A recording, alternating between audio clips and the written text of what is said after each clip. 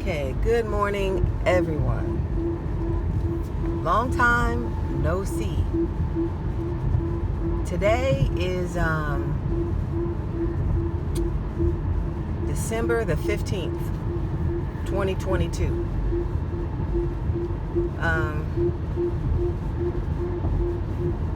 That swishing is going to be very distracting, isn't it? That's too much swishing. Okay, anyway.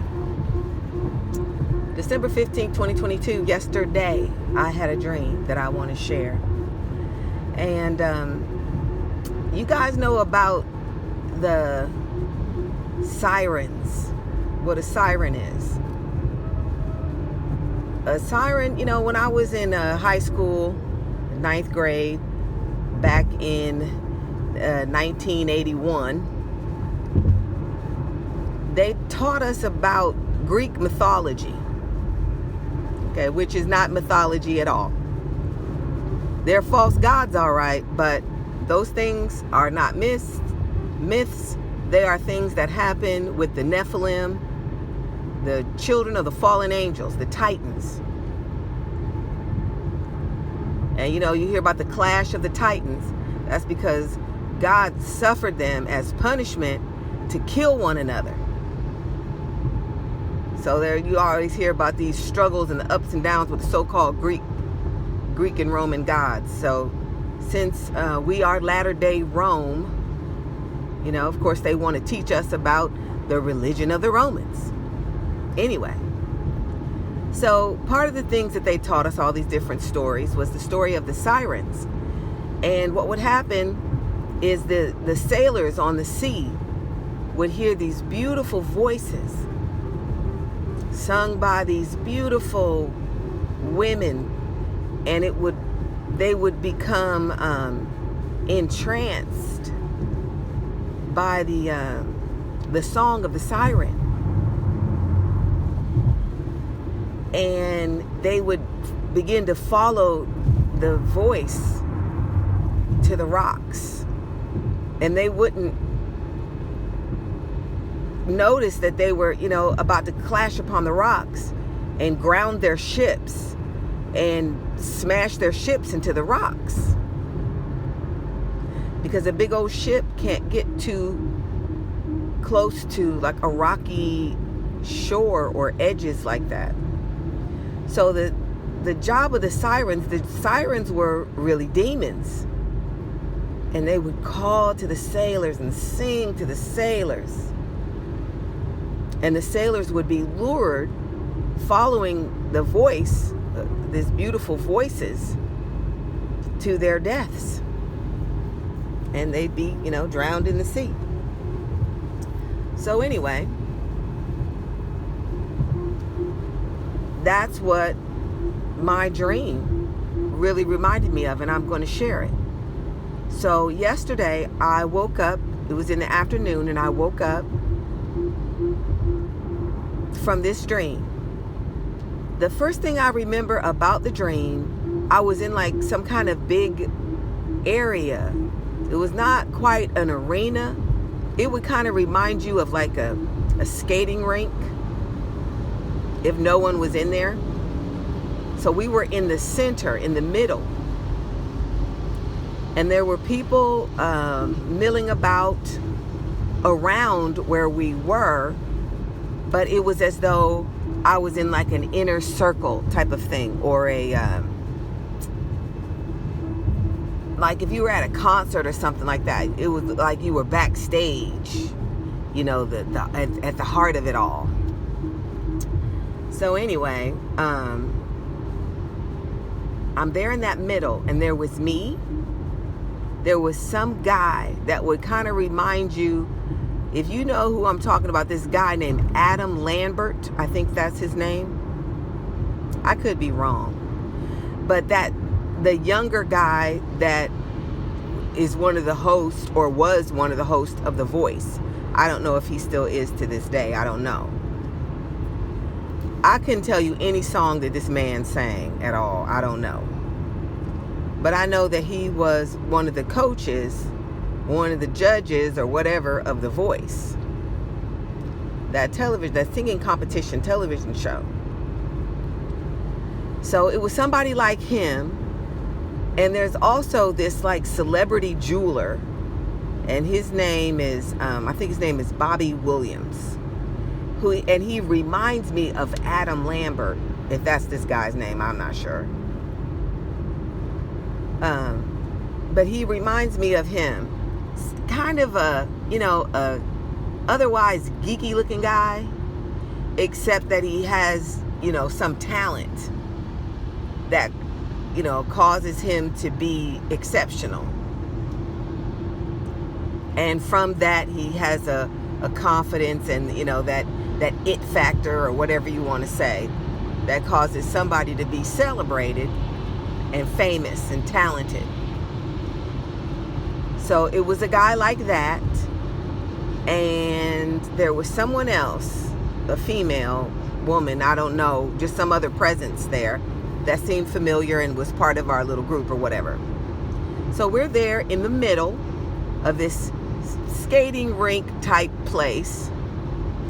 And on the outer portions were people who were doing something like dressing a set or preparing something. But we were just in the middle.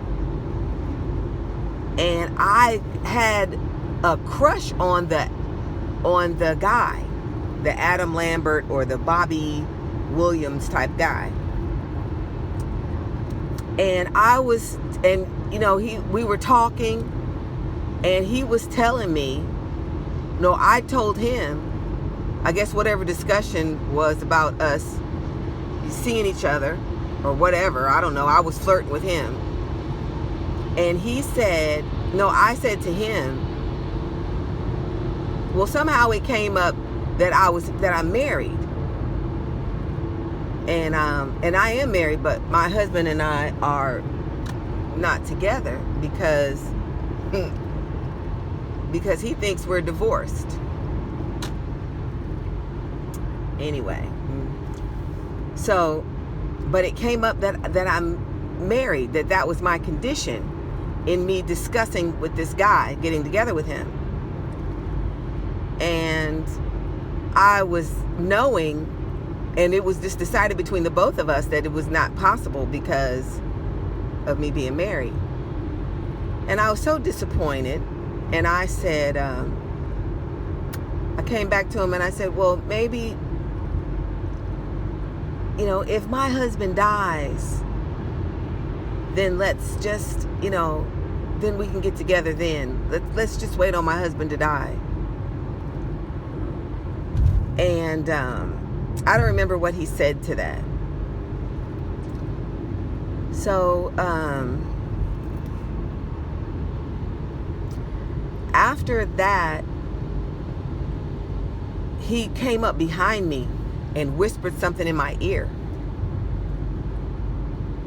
He came up behind me and then leaned his face over to the side to where his mouth was right up against my left ear.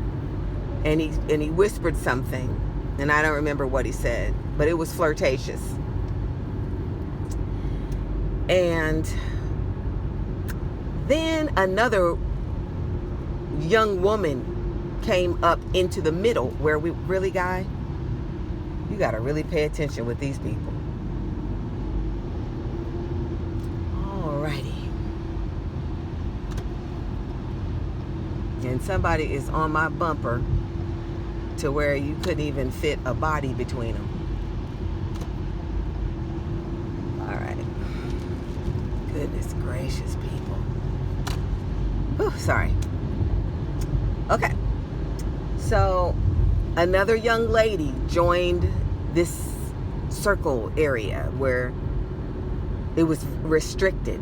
Like, this area was restricted, like, to maybe something like VIPs, I don't know. But hardly anybody could come in this area. And there was only 3 people. And then this other young lady came up. And I did not want her to be able to enter. For one thing, it was like I was special being there. Only special people could be in there. That was just a little side feeling. And also because I knew that, like, she was much younger than me. She was much more somebody who you could picture him with rather than me. So I didn't say anything, but I really didn't want her to be invited in or to receive entrance. But, you know, they were like, yeah, okay. He was like, come on in. He let her in to this inner circle part. So when she comes in, suddenly, like I suspected, she became competition for his attention, which I don't really think he was interested in me anyway. For whatever reason, he was flirting with me. I started it, but he was flirting with me. So, he said something like, whoever I choose, you know, you're probably going to have some flowers delivered before the morning. And it was him having the flowers delivered was going to be quite a feat because nothing was open, and it was just only something like a celebrity could do, or somebody with a lot of money could do.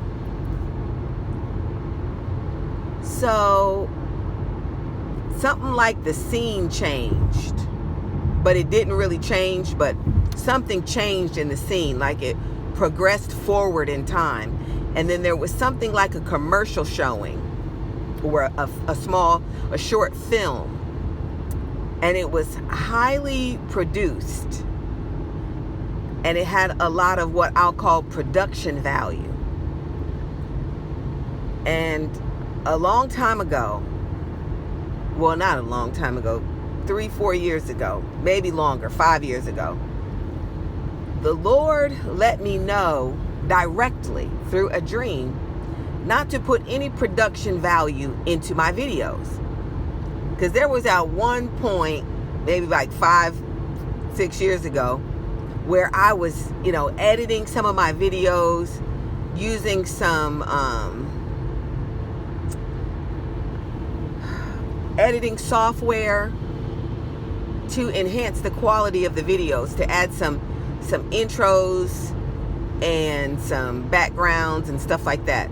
And the Lord let me know not to do that. And the words that were used were production value. Do not add any production value to the videos. The videos were to remain plain and simple. Kind of like how God says, don't worry about, Jesus told his disciples, don't worry about, you're going to be drawn before judgment seats and rulers and governors and the law, judges, but don't premeditate what it is you're going to say. But it will be given to you in that hour what ye shall speak. So we're not to, you know, craft anything and come up with scripts and all that stuff. So there are times when I prepare what I'm going to say, as far as like getting my thoughts together and to make sure I bring out everything I want to bring out, and looking up scriptures and stuff like that. But as far as, it needs to be spontaneous, in other words, because in that way you allow room for the Holy Spirit to speak and to use you. But when you have all set in your mind how things are going to go, and it's going to be coming from you, it's going to be coming from your flesh, and flesh likes to appeal to flesh. And you don't want people watching the video because they like your hair. You don't want people watching the video because you're cute. You want people not to be distracted by any of that, not to be attracted by any of that. People who are coming for the word. Like Jesus said to the people, you know, you are seeking me because of the fishes and the loaves. You're not regarding the miracle that was done. But you're just seeking those natural things. So we don't want people looking for entertainment. You know, you need your eyes tickled and dazzled, and you know, it's not about that. Those kind of things have taken over church, to where churches have become places of entertainment that have rocked the people to sleep. So anyway, this little change that happened after the girl entered, the competition entered, there was some kind of change that happened, and there was a movie type thing, commercial type thing, or short movie that was playing, that was highly produced. It had a lot of production value, a lot of high focus, expert lighting, editing, slow-mos, you know, how they pull focus in on something. Just this guy that I was telling you about, not the Adam Lambert guy, but the other guy that this man reminded me of, Bobby Williams. He's a jeweler. He's a jeweler to like big time people. And he's real hip and swank. And I don't like him at all. And neither do I like Adam Lambert. So whatever this dream was about. But, so this guy, Bobby Williams, his videos that he makes about his jewelry making, they're like that. They're just, I mean, high Hollywood type editing. When he lights his torch, it's like, phew. I mean, it's just, everything is just over the top.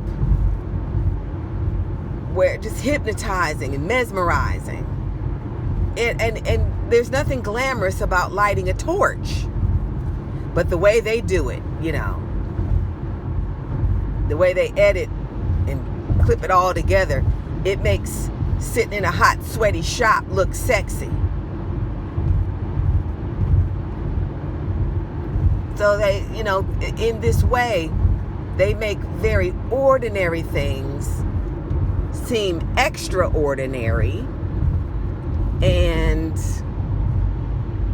just grab your attention. Have you fixated on ordinary things done by ordinary people, and have you dreaming about stuff that's not as good as what you can go do yourself? So instead of doing anything, we're all just watching other people doing the things that we would want to do or we could be doing, but it's no fun for you to go out and do it yourself. It's just, you know, more fun to watch somebody else do it, because when they do it, it just seems more exciting. And it's really not at all more exciting. But it's just these people making a big deal out of themselves, okay?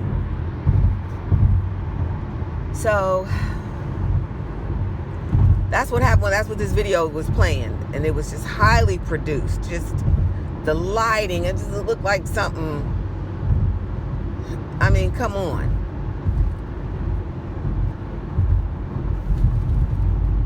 So what was playing was, like I said, he said, you know, whoever I choose is going to get these flowers. So that's basically what played out.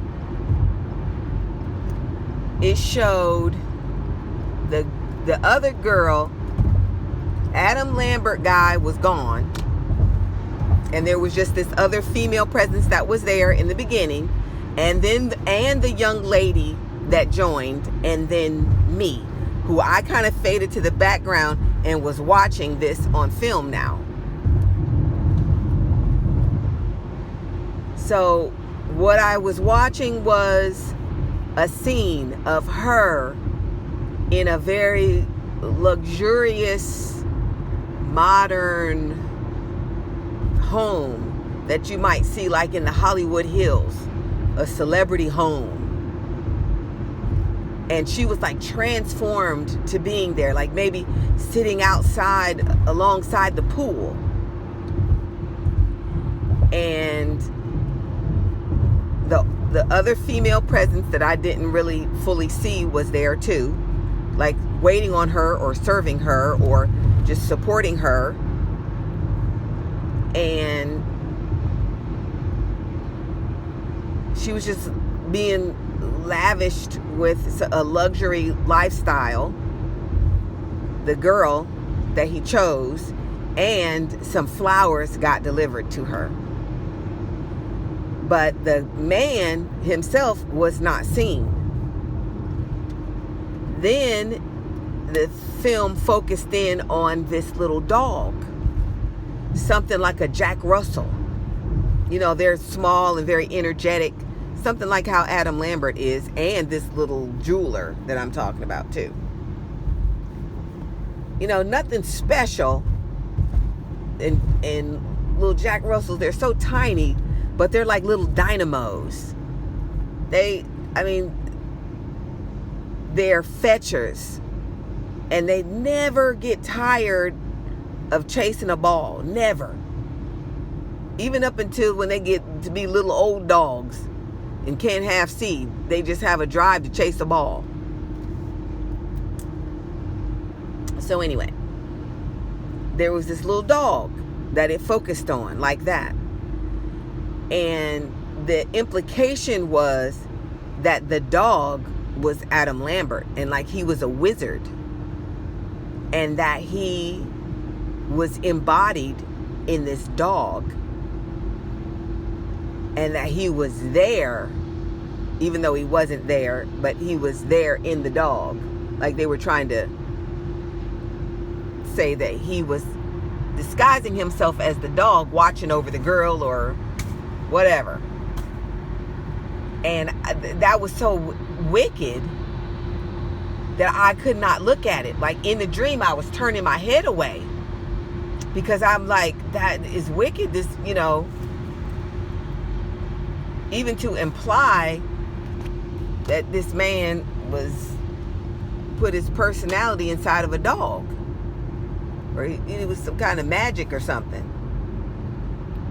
So I'm looking away, and then the scene changed again, but again it changed, but we're in the same place. And it was like those people, when I said we were in an inner circle and there were people around, it was like those people were, like I said, the set changers, as if it were a movie and they're transforming the set, but we're not moving to any other place. So now the scene was that we were sitting in a room. We're still in this little inner circle area, and we're sitting there, and there were a bunch of celebrities there, and by a bunch I mean 15, 20 tops, but I'll estimate 15 to 20. So we're all there in that little inner place, like the center part of a skating rink, that inner place that everybody skates around, you know, that little middle part. So we're all sitting there in chairs in rows, 15, 20, and it was all different celebrities. And we're sitting there, and this Adam Lambert guy begins to sing.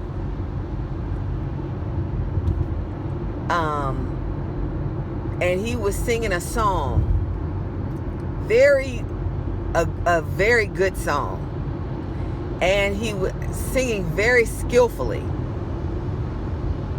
Beautiful voice, very high quality song,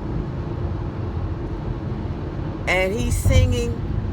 He was so talented that everybody spontaneously stood up. We all spontaneously stood up in reaction to his talent. singing excellently. And then he's singing his song, and we're all standing up, and I'm feeling convicted, like, because this is secular music, and I'm just like caught up in the flow, and so I just stand up. Then Adam Lambert, he starts, because I think he sings rock, if I'm not mistaken. So he starts singing in this weird voice, and he is bending backwards. Like, he turns his back into like you would have thought he looked like a candy cane. He bends back that far, and he says in this weird voice, I cannot remember the exact words that he was using, but something to this effect, like,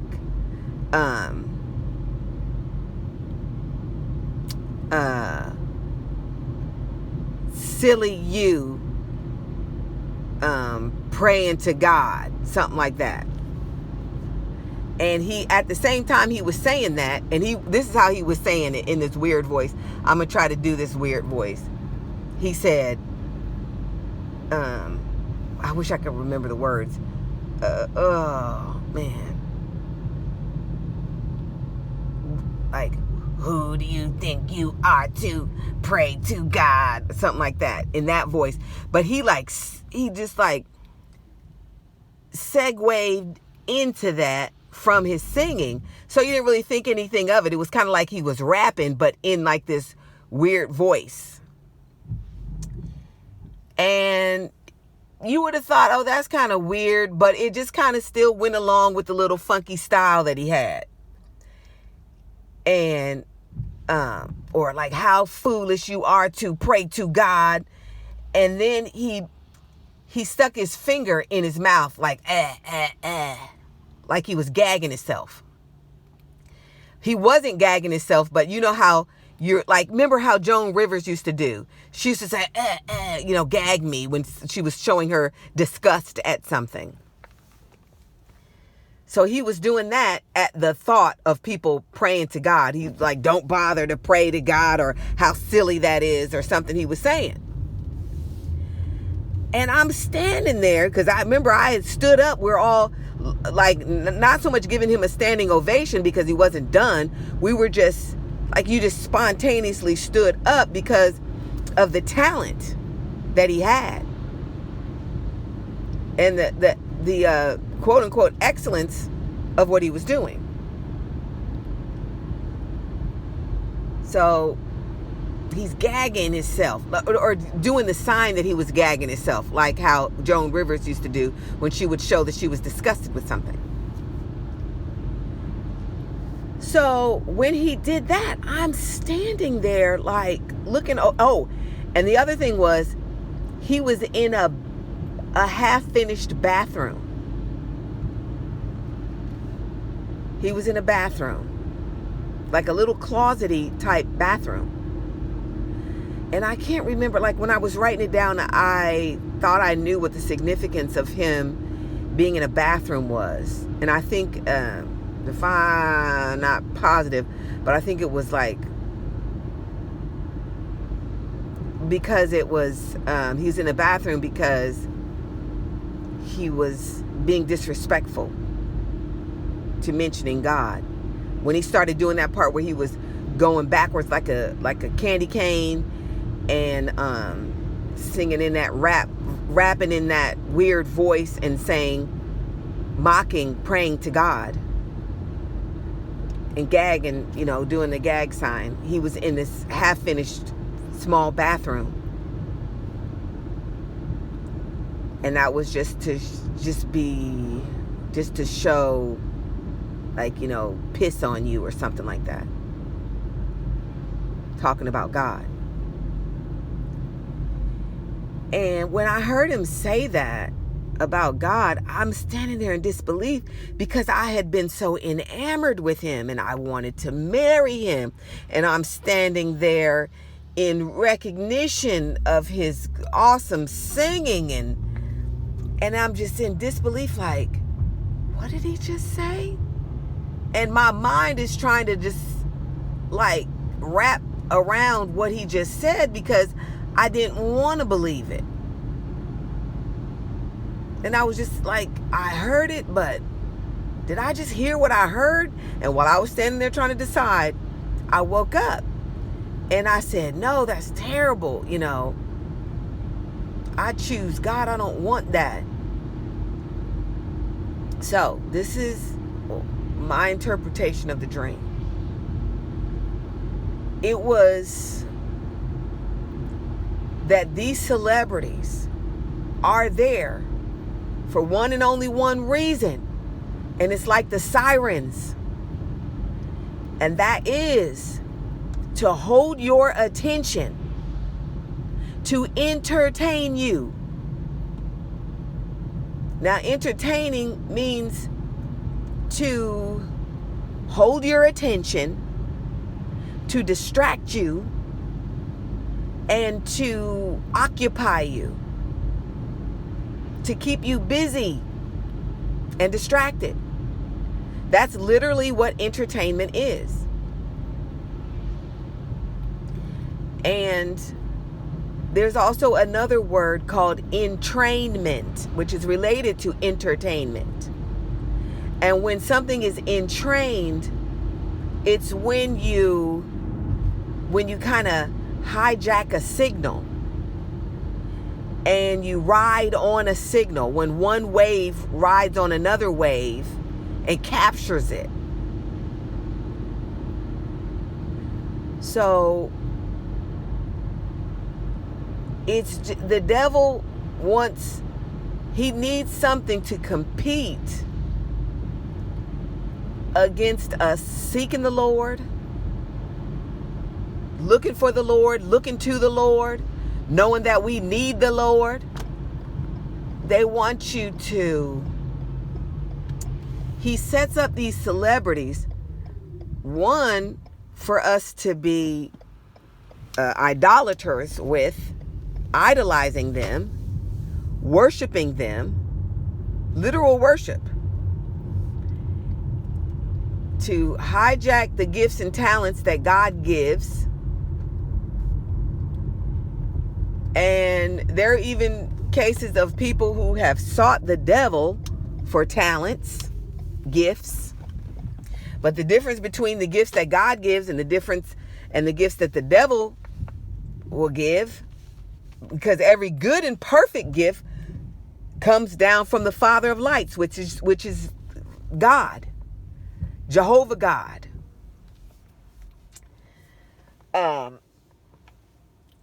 And when God gives a gift, the Bible says he addeth no sorrow with it.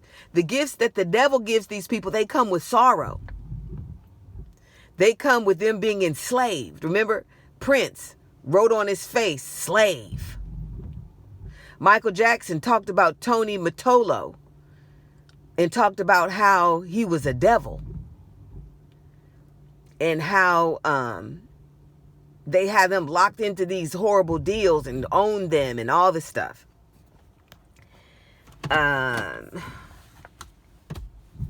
Just all the things that come along with what these people trade. Also, many of them that know for a fact they're going to hell. They've sold their souls to the devil. So, but the fun that they're having and the stimulation of being adored and worshiped and living in the lap of luxury is so stimulating to them at the time that they are not able to consider the consequences. It's kind of like how you really want that cookie and you ruin your diet for it, but the cookie is just so tempting at the time. And or people who have affairs, they know it's wrong, but it just feels so good in the moment that they choose not to resist it, and it seems worth it to them. So that's what the celebrities are. They are the sirens. And I don't know that there ever were any real sirens, as the story goes. But sure as there ever were, or it applies to the celebrities of today. They're there to make you forget your troubles, to entertain you, to draw you away from God and keep you from looking for him. You feeling depressed? Do like Pharrell said, come on, get happy. Or don't worry, be happy. Nothing goes away while you're listening to those songs. When you turn them off, your problems are still there. And if you didn't have all that stuff, like these people, there are people who are eating themselves to death, sitting on couches, laying in beds, and their bodies wasting away while they watch TV. And if that TV wasn't there, if they weren't entrained and entertained, captured, they would leave the house. They would move. They would do something. But everybody is captured night after night, after work, in front of their televisions, on the computer, and all sorts of things we do. Anyhow, God said to me one time, it's not hard to be an idolater. It's not hard. It's very easy. And also I want to say, don't cheat on the Lord.